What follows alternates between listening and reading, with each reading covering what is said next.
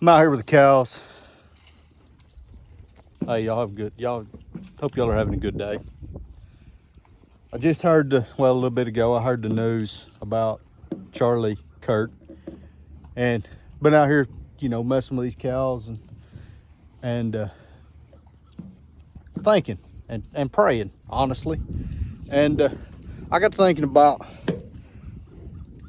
what is it going to take to settle this world down, or this nation. The political divide is ridiculous. Let's just be honest. It's absurd, and it's got to end. It really does. I'll be the first to tell you that the Republican stance, the Democratic stance, they're both wrong. I'll tell you straight up, they're both wrong. We are focused on the wrong thing. We focus on whether or not we should regulate guns. Well, we just had a knife stabbing just happened too. We're going to regulate that too. We're going to regulate everything to death. Or are we going to do what we should do? And I'm going to give my 2 cents. And I hope some people jump onto this, and I hope some people agree with this, and I hope we can start sharing it, and we can wake some people up in Washington, D.C., and these state politicians, wake them up and get them to actually do their job. Because the political grandstanding, it's not. I'm done. I'm done with it.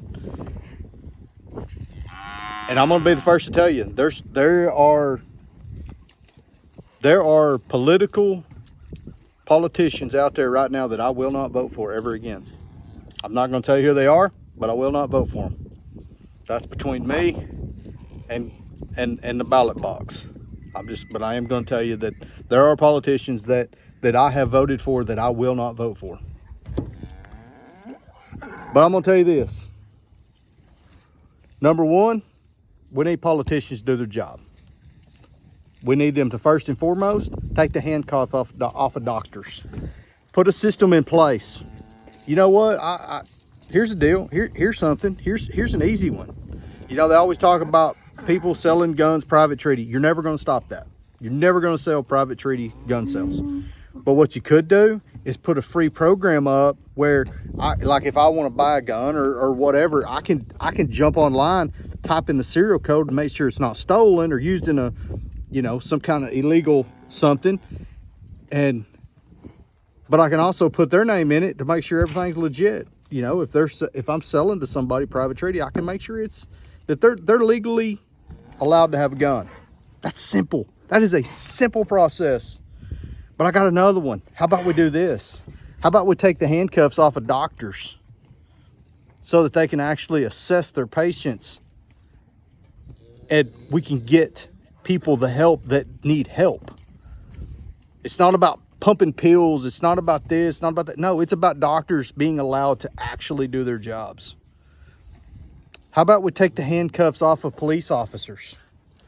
We let police officers actually assess and actually help people. How about we take the handcuff off of school teachers? If a teacher sees a student that needs to be assessed by a professional, they can say something and get that student the help.